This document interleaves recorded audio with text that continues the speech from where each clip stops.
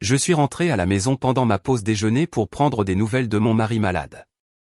Je suis entré sans faire de bruit, et ce que j'ai entendu à l'intérieur de ma propre maison a arrêté mon cœur. La vérité a changé ma vie pour toujours. J'étais figé au bas de mon propre escalier, un sac de courses me cisaillant les doigts, écoutant la voix de mon mari descendre de notre chambre. Il ne toussait pas. Il ne gémissait pas comme un homme avec une fièvre de 102 degrés devrait gémir. Il riait, d'un rire bas et facile, comme il riait avec moi avant que les années n'eussent cette douceur pour la transformer en quelque chose de plus prudent. Et puis j'ai entendu la phrase qui a divisé ma vie en un avant et un après. « Ne t'inquiète pas », a-t-il dit. Elle ne le saura jamais. Je n'ai pas bougé. Je n'ai pas respiré. 22 ans de mariage et j'ai soudain compris que je ne connaissais pas du tout cet homme. Je m'appelle Suzanne Clark.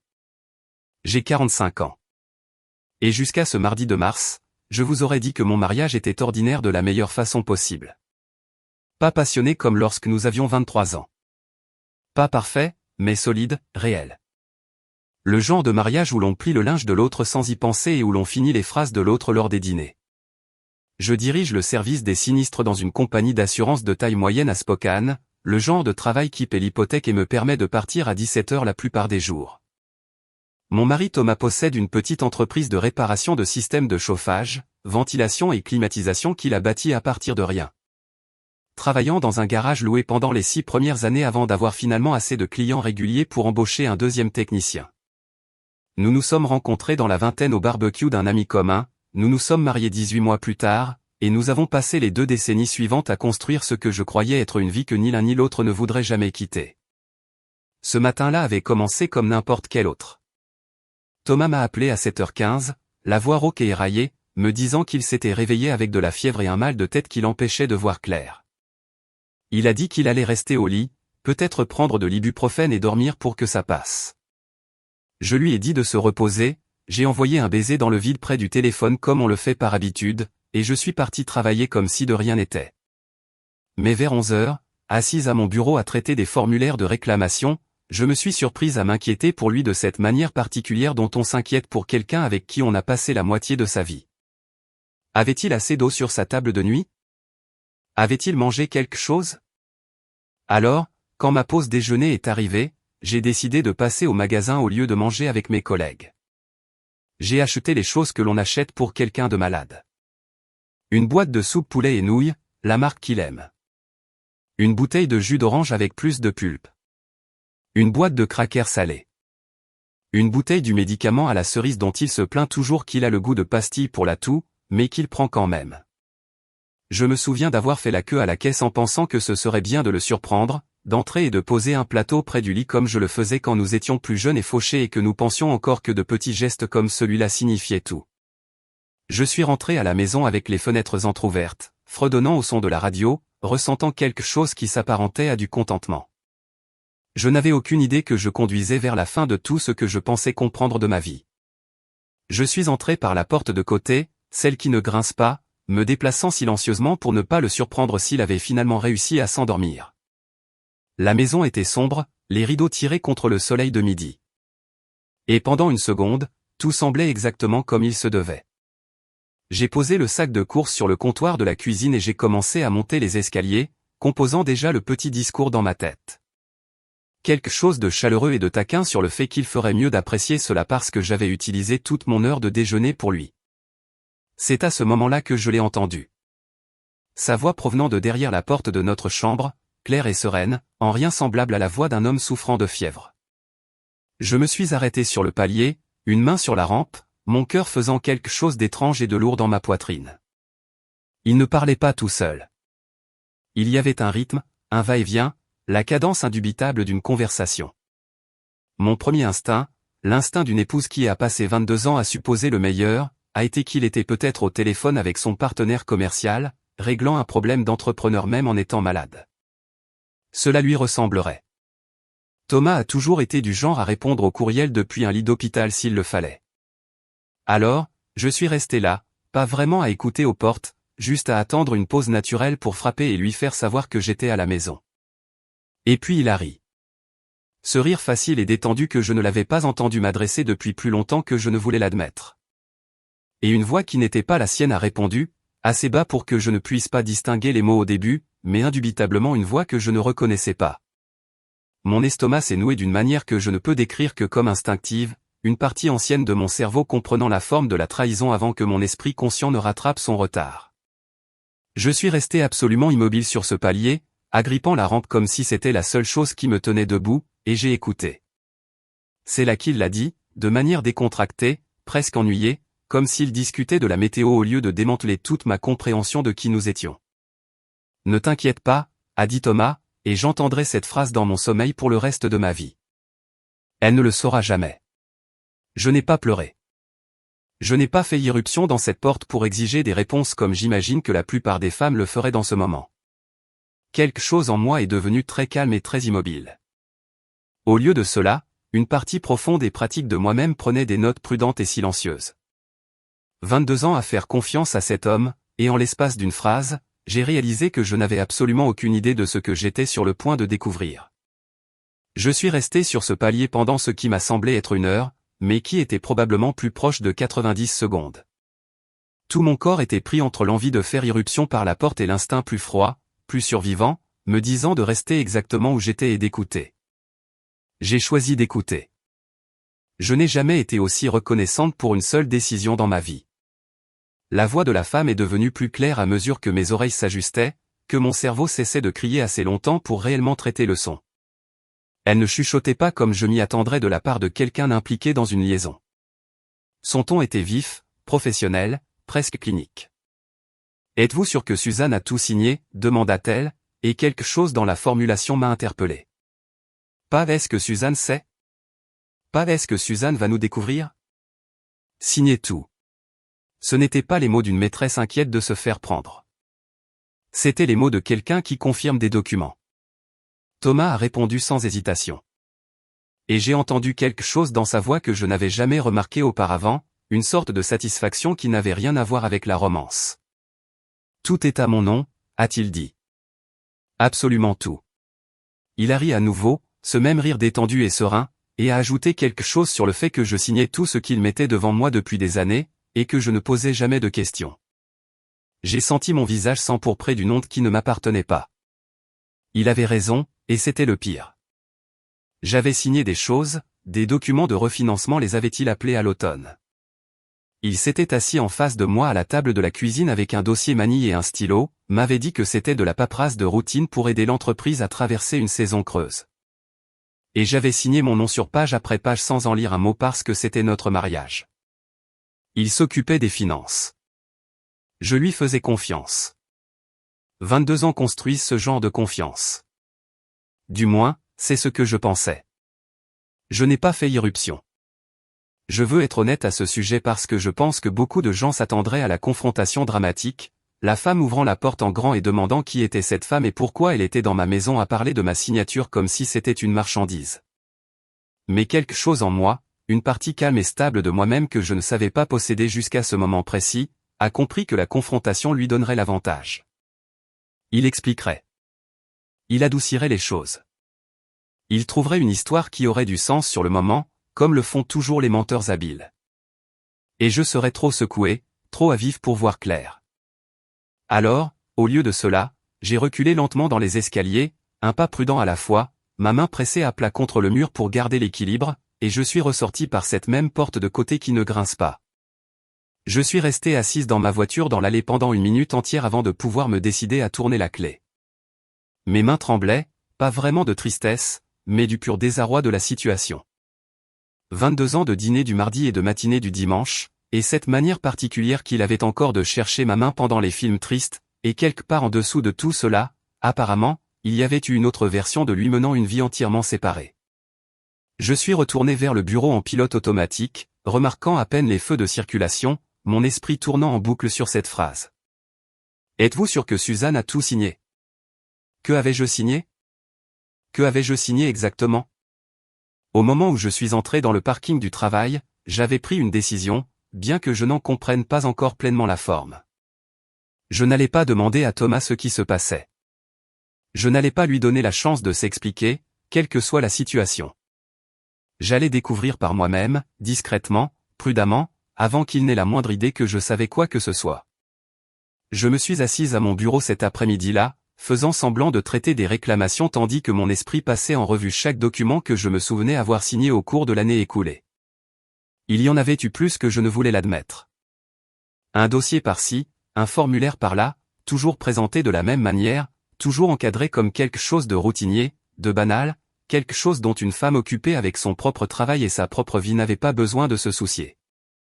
Thomas avait construit tout un système autour de ma confiance, et je ne l'avais jamais remis en question, parce que le remettre en question aurait signifié admettre que peut-être je ne connaissais pas mon propre mari aussi bien que je le pensais. Je ne pouvais pas non plus cesser de penser à la voix de la femme. Il n'y avait rien d'intime, rien de séducteur, rien qui suggérait une romance. C'était la voix de quelqu'un qui menait des affaires, quelqu'un avec une liste de contrôle. Cela me troublait plus qu'une liaison ne l'aurait fait. Une liaison, aussi dévastatrice soit-elle, était au moins une histoire que je comprenais. Les hommes étaient infidèles. Les mariages se brisaient sous le poids de la solitude, de l'ennui ou de la vanité. Mais cela ressemblait à quelque chose de plus froid, quelque chose avec une structure et un plan derrière. Et j'étais sorti de cette maison en réalisant que je n'avais absolument aucune idée de ce que mon mari avait réellement construit dans mon dos depuis je ne sais combien d'années. Ce soir-là, je suis rentré à la maison et j'ai préparé le dîner comme si de rien n'était. J'ai demandé à Thomas comment il se sentait. Il a dit que la fièvre était tombée, qu'il avait dormi la majeure partie de l'après-midi. J'ai hoché la tête, souri, lui ai tendu un bol de soupe que j'avais acheté pour un homme qui, apparemment, n'en avait pas du tout besoin, et je me suis assise en face de lui à notre table de cuisine, me demandant pour la première fois en 22 ans qui j'avais bien pu épouser. Je n'ai pas dit un mot à Thomas au cours des jours suivants. Je souriais au petit déjeuner. Je posais des questions sur ses bons de commande. Je lui ai laissé croire que la femme à l'étage au haut-parleur était passée totalement inaperçue, que la visite de sa femme malade pendant sa pause déjeuner s'était terminée aussi innocemment qu'il l'avait supposé. Pendant ce temps, sous cette surface calme, je travaillais plus vite et plus prudemment que je ne l'avais jamais fait pour quoi que ce soit depuis des années. Le premier appel que j'ai passé était à notre banque un jeudi matin, depuis l'intimité de ma voiture dans le parking du bureau, mon café refroidissant dans le porte-gobelet. Pendant que j'attendais, j'ai dit à la représentante que j'avais besoin de copies de tous les relevés de compte joints des 3 dernières années. Elle a demandé s'il y avait un problème avec le compte. Je lui ai dit que je voulais juste examiner nos finances, ce qui me semblait être l'euphémisme de toute ma vie d'adulte. Ce qui est revenu au cours des jours suivants à dénouer quelque chose dans ma poitrine, un document à la fois. Il y avait des comptes que je ne reconnaissais pas. Pas des comptes cachés exactement, pas le genre que l'on voit dans les films avec des banques offshore numérotées, mais des comptes d'investissement nationaux qui avaient été ouverts au nom de Thomas, un prêt financé par des virements provenant de comptes que je croyais encore joints. Il y avait une ligne de crédit sur valeur domiciliaire dont on ne m'avait jamais parlé, tirée sur près de 60% de la valeur de notre maison. Il y avait une police d'assurance vie dont le bénéficiaire avait été discrètement changé 11 mois plus tôt. Mon nom avait été retiré et remplacé par quelque chose appelé la fiducie familiale Clark, une entité dont je n'avais jamais entendu parler et que je n'avais certainement jamais accepté de créer. J'ai engagé une avocate la semaine suivante. Elle s'appelait Diane Okafor, une femme vive et posée avec un bureau d'angle en centre-ville, qui a écouté toute mon histoire sans m'interrompre une seule fois, son stylo se déplaçant régulièrement sur un bloc-notes. Quand j'ai eu fini, elle a posé le stylo et m'a posé une question qui m'est restée depuis. Suzanne, quand Thomas vous a demandé de signer ces documents, vous a-t-il déjà expliqué en détail ce que vous signez avant que vous ne signiez? Je suis restée assise là, essayant de me souvenir, essayant vraiment. Et la réponse honnête était, non, pas vraiment. Il disait des choses comme, juste de la paperasse de refinancement ou le comptable a besoin de ça pour les impôts. Et je signais parce que je lui faisais confiance.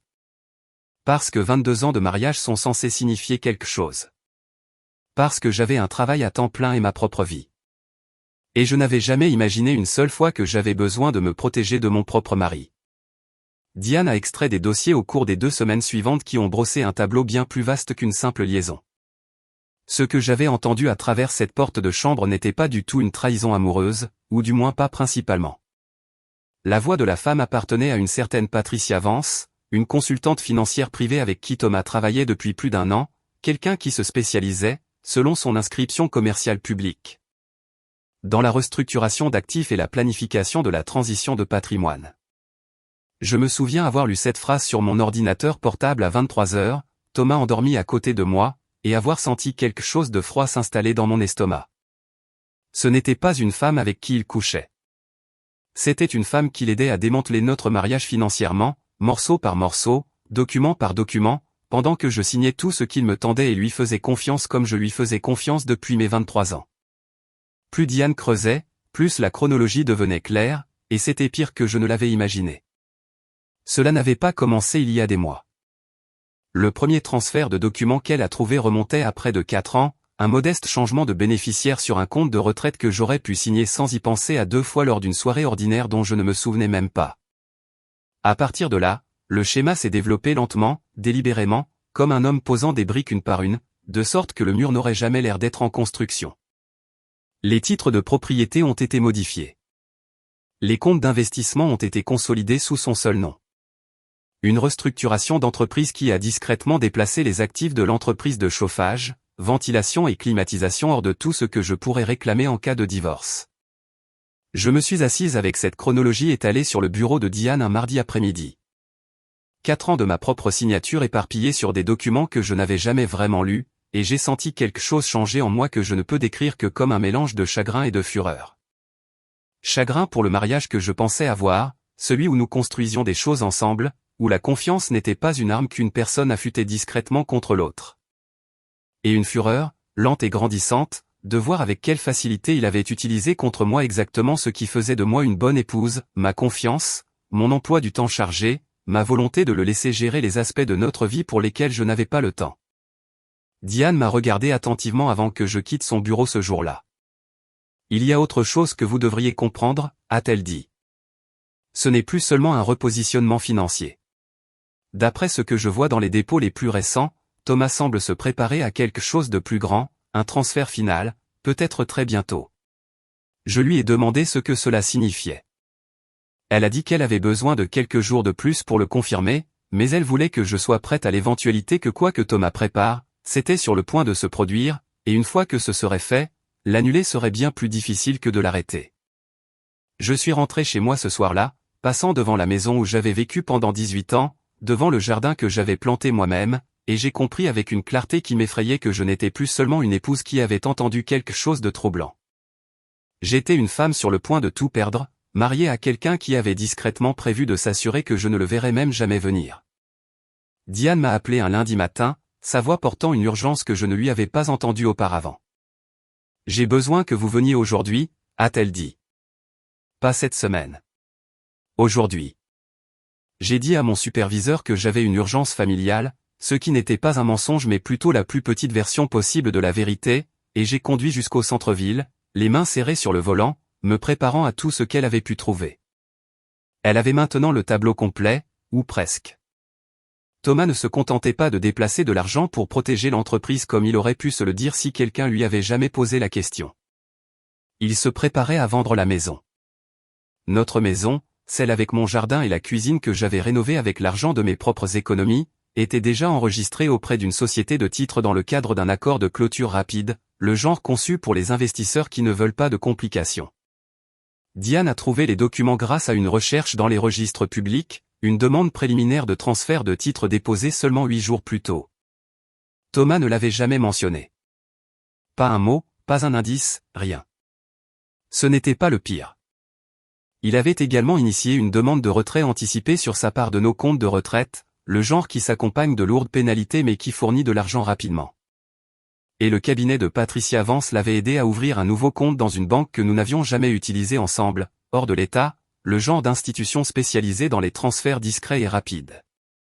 Diane a étalé les documents sur son bureau comme les pièces d'un puzzle que je n'aurais jamais voulu voir assemblées.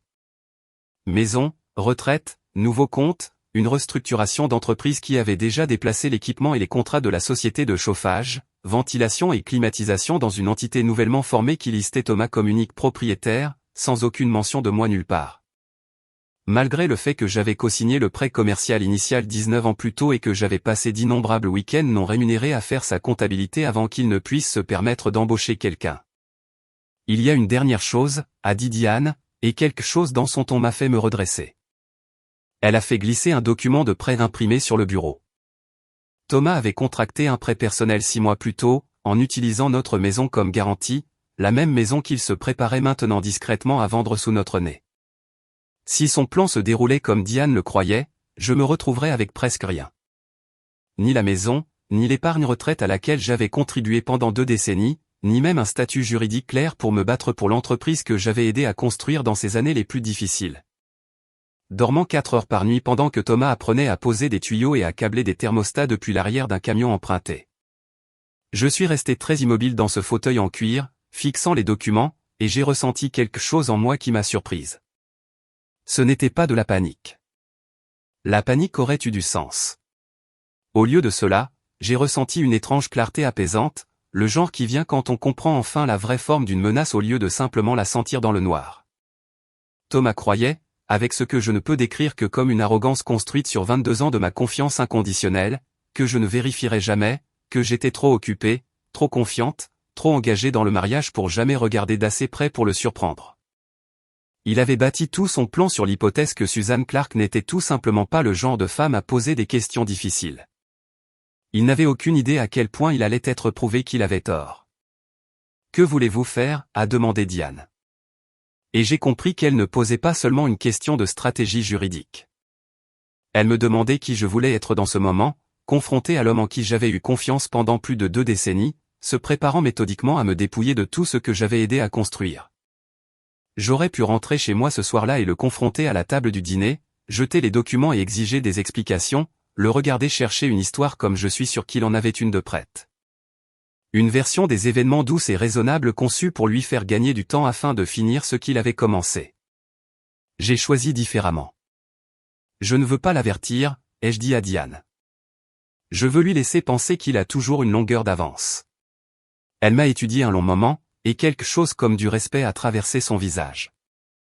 Elle avait vu beaucoup de clients dans ma situation, m'a-t-elle dit plus tard, et la plupart d'entre eux voulaient une confrontation immédiate, la libération émotionnelle de dire enfin les mots à voix haute.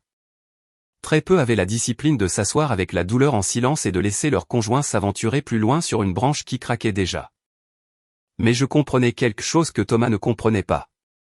Chaque jour qu'il passait à croire qu'il s'en était tiré était un jour de plus que Diane pouvait passer à construire un dossier en béton, à geler les actifs avant qu'ils ne puissent les déplacer, à documenter chaque transaction avant qu'ils ne puissent l'enterrer sous de nouveaux documents. Si je le confrontais maintenant, il aurait le temps de brouiller les pistes, de recadrer tout le plan comme une sorte de malentendu, d'engager son propre avocat et de transformer cela en un combat interminable où la vérité deviendrait confuse et coûteuse.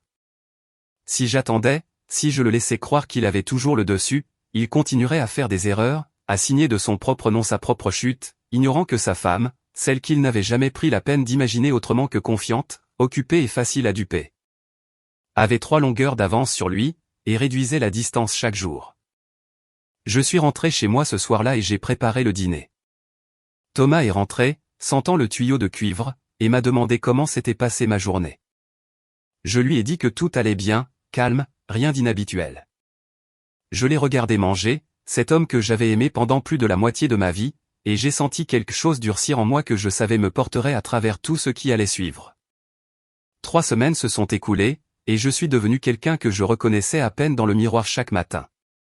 Une femme qui pouvait s'asseoir à la table du dîner en face de son mari et lui demander des nouvelles de sa journée d'une voix stable tout en portant tout le poids de ce qu'elle savait de ses plans pour la détruire financièrement. Ce n'était pas facile.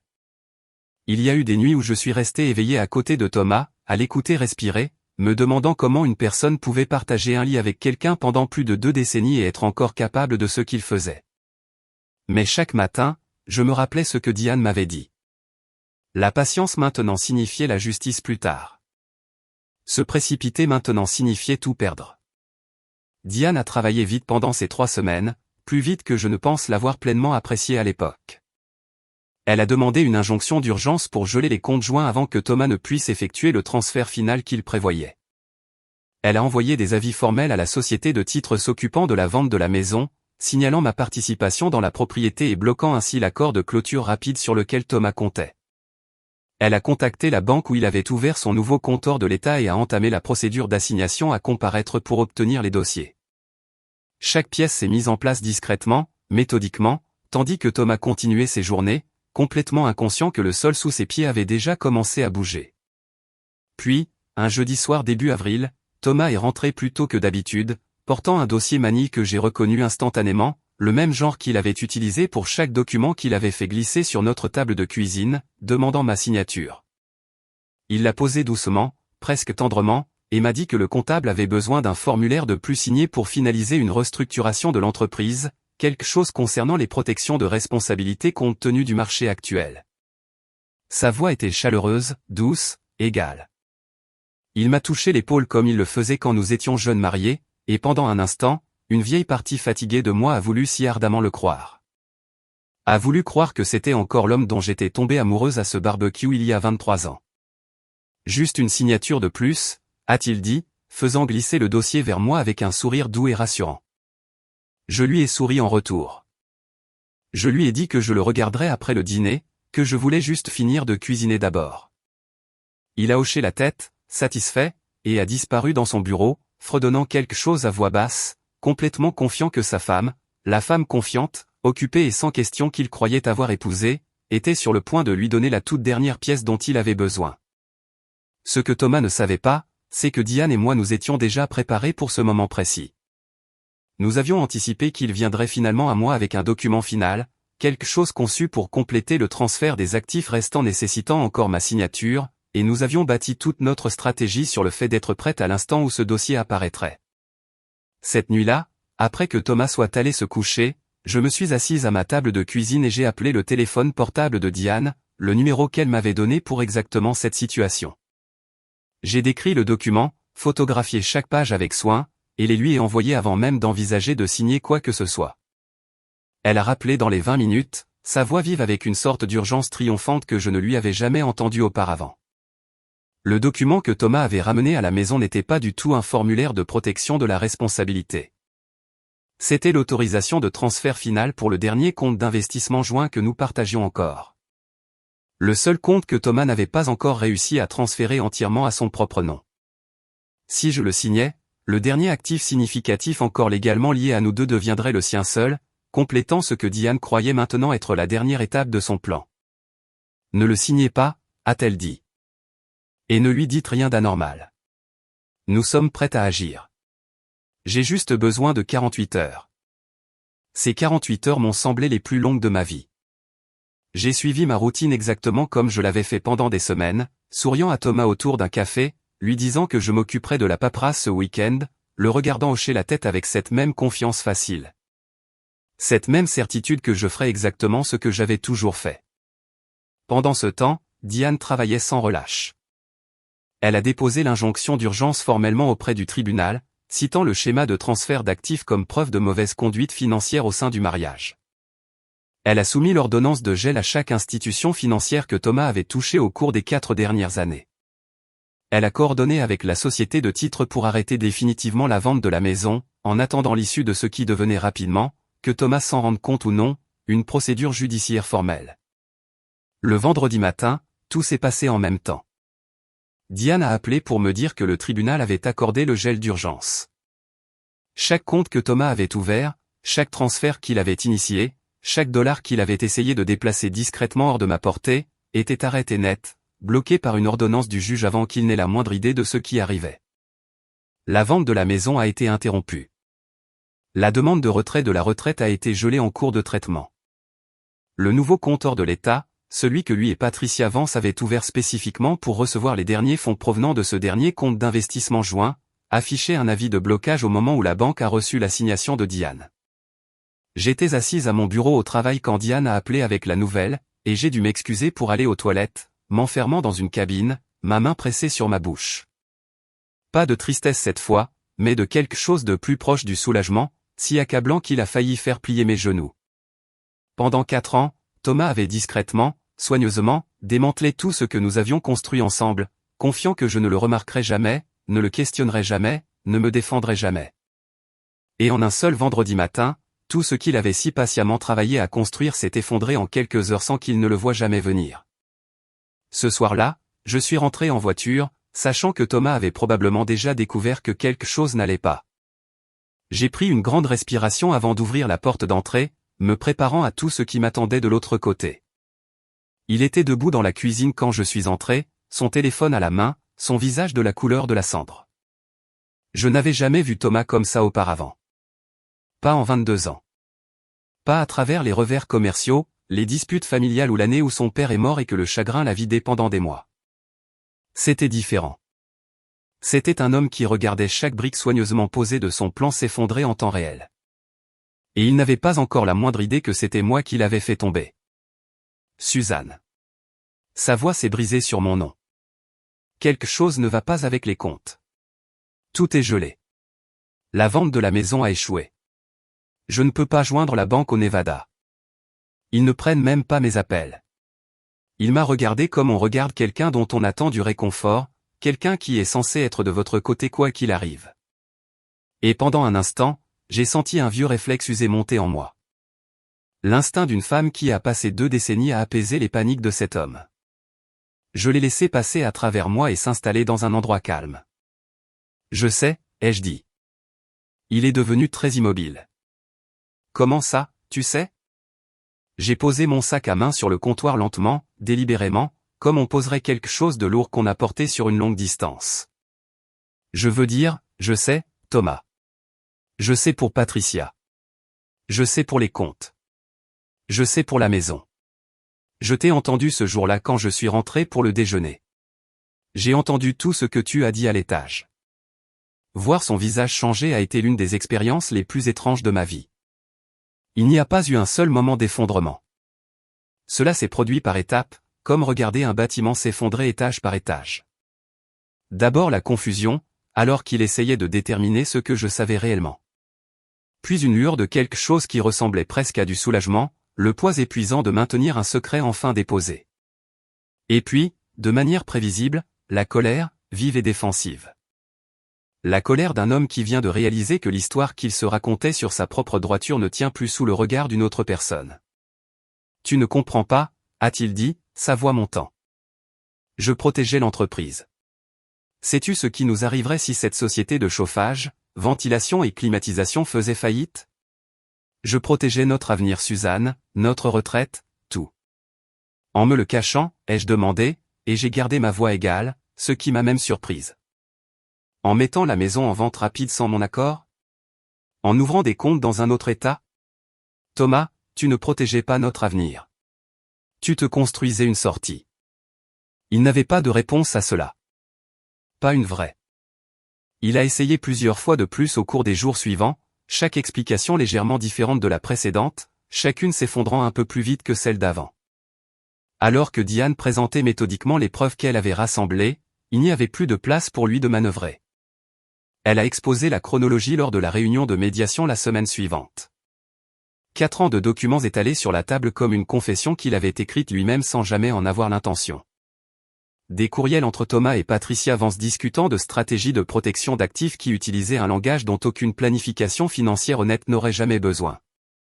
Les formulaires de refinancement que j'avais signés à côté des documents de transfert de propriété réelle auxquels ils avaient été discrètement attachés. Des formulaires qui portaient ma signature sur des pages qu'on ne m'avait véritablement jamais montrées. Des relevés de virements bancaires. Le changement de bénéficiaire falsifié sur la police d'assurance vie. Une signature que l'expert en écriture de Diane a confirmée sous serment comme n'étant pas du tout la mienne. Ce dernier élément a brisé quelque chose dans la pièce. L'avocat de Thomas, un homme à l'air fatigué à qui son client avait clairement donné beaucoup moins d'informations qu'il n'aurait dû, est devenu très silencieux lorsque la preuve de la falsification est apparue. Falsifier la signature d'un conjoint n'est pas seulement une trahison conjugale. C'est un crime. Et tout le monde à cette table a compris exactement ce que cela signifiait. Peu importe comment cela se résoudrait finalement. Les nouvelles vont vite dans une ville de notre taille. En 2 semaines, des gens qui nous connaissaient depuis des années ont commencé à prendre contact, certains avec moi avec une sympathie discrète et prudente, d'autres avec Thomas avec le genre de distance qui vous dit tout sur ce qu'ils ont déjà entendu. Son partenaire commercial, un homme nommé Rick, qui avait travaillé aux côtés de Thomas pendant près d'une décennie, s'est retiré entièrement de leur accord de partenariat une fois que les allégations de falsification sont devenues partie du dossier judiciaire public. 2 de ses plus gros clients commerciaux ont discrètement déplacé leur contrat ailleurs. Même son propre frère, qui avait toujours pris le parti de Thomas dans chaque désaccord familial dont je pouvais me souvenir, a cessé de répondre à ses appels. Je n'ai pas pris de plaisir à regarder cela se produire. Pas exactement. Il n'y avait aucune satisfaction triomphante à voir un homme que j'avais aimé si longtemps perdre le respect de tout le monde autour de lui. Mais il y avait autre chose, quelque chose de plus calme et de plus stable. Un sentiment que je ne peux décrire que comme le soulagement de se tenir enfin dans la vérité solide après 4 ans à vivre sans le savoir à l'intérieur du mensonge soigneusement construit de quelqu'un d'autre. J'avais passé si longtemps à être l'épouse confiante, celle qui était occupée, celle qui signait ce qu'on mettait devant elle et ne posait jamais trop de questions. Regarder cette identité finalement s'effondrer, remplacée par une femme qui avait trouvé la force de se battre discrètement et patiemment pour ce qui lui revenait de droit, c'était comme se réveiller après un très long sommeil. Thomas a déménagé de la maison 3 semaines plus tard, dans un appartement en location près de son atelier, insistant toujours auprès de quiconque voulait bien l'écouter qu'il avait seulement eu l'intention de protéger ce que nous avions construit ensemble. Personne ne le croyait plus. Je ne suis pas sûr qu'à la fin, il se croyait même lui-même. 1 an s'est écoulé depuis ce mardi. Je suis rentré à la maison pendant ma pause déjeuner avec un sac de soupe et de jus d'orange pour un homme qui n'était en fait pas malade du tout. Je vis dans une maison plus petite maintenant, une chambre au lieu de 4, une cuisine modeste où je fais du café chaque matin et le bois lentement près de la fenêtre pendant que la lumière se lève sur une rue que je ne connaissais pas il y a 1 an. J'ai moins que ce que j'avais avant, moins de mètres carrés, moins de biens depuis que j'ai vendu la plupart des meubles de notre ancienne vie plutôt que de continuer à traîner leur poids dans cette nouvelle. Mais je ne me suis jamais, pas une seule fois au cours de ces 12 mois, senti aussi légère que je me sens maintenant. Le règlement du divorce a mis 8 mois à être finalisé, plus longtemps que Diane ne l'avait espéré, mais moins que je ne l'avais craint, compte tenu de tout ce que les avocats de Thomas ont essayé d'argumenter en cours de route. Finalement, la signature falsifiée sur le formulaire de bénéficiaire de l'assurance vie est devenue la pièce que personne ne pouvait contourner. Ce n'était plus seulement une preuve de malhonnêteté financière. C'était une fraude documentée. Et une fois que cette réalité s'est imposée à la table de négociation, les options de Thomas se sont considérablement réduites.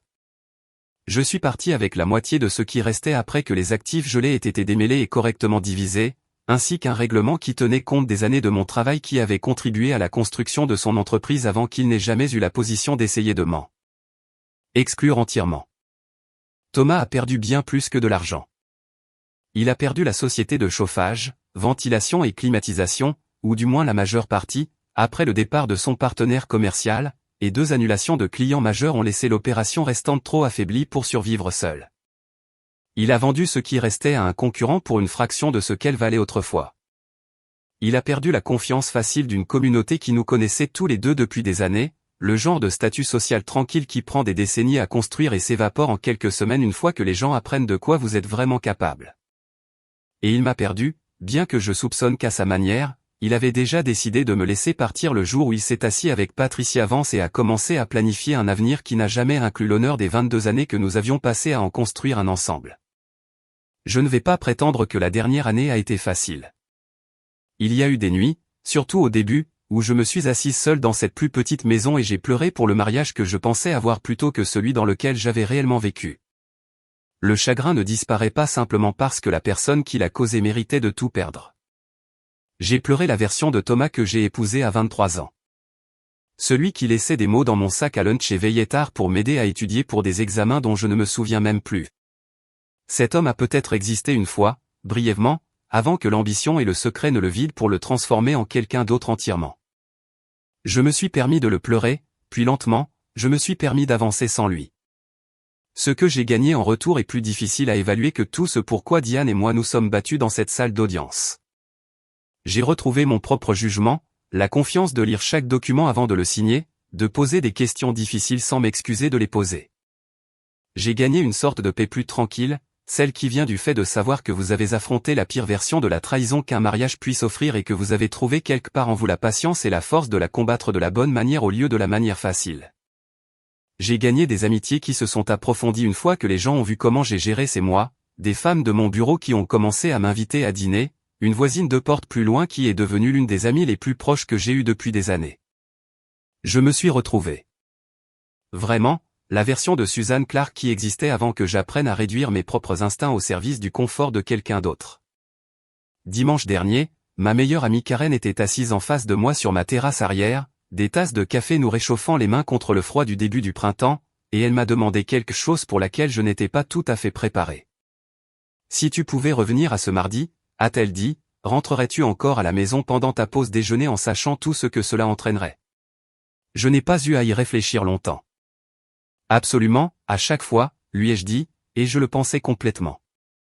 Parce que si je n'étais pas rentré à la maison ce jour-là, si j'étais resté à mon bureau, avait fini mon sandwich et avait continué mon après-midi comme d'habitude, je n'ai aucun doute que j'aurais fini par signer ce document final. J'aurais perdu la maison, l'épargne retraite, l'entreprise que j'avais aidé à construire de mes propres mains pendant des années que ni l'un ni l'autre ne pourront jamais récupérer. Je me serais réveillé un jour, peut-être des mois ou des années plus tard, pour me retrouver sans rien et sans comprendre comment c'était arrivé. Au lieu de cela, une décision ordinaire de prendre des nouvelles d'un homme qui prétendait être malade a fini par sauver le reste de ma vie. Si vous écoutez ceci et que vous avez déjà eu ce même sentiment calme et mal à l'aise, cette petite voix vous disant que quelque chose ne va pas tout à fait, même lorsque vous ne pouvez pas encore expliquer pourquoi, je veux que vous lui fassiez confiance. La confiance ne signifie pas arrêter les questions. Parfois, les personnes qui nous aiment le plus nous doivent aussi la vérité. Et nous devons à nous-mêmes le courage d'aller la chercher quand quelque chose semble anormal. J'adorerais savoir où cette histoire vous trouve aujourd'hui et ce que vous auriez fait à ma place. Laissez un commentaire ci-dessous et dites-moi d'où vous regardez. Nous partageons des histoires comme celle-ci chaque jour. Alors, si cela vous a touché, veuillez vous abonner pour ne jamais manquer la prochaine.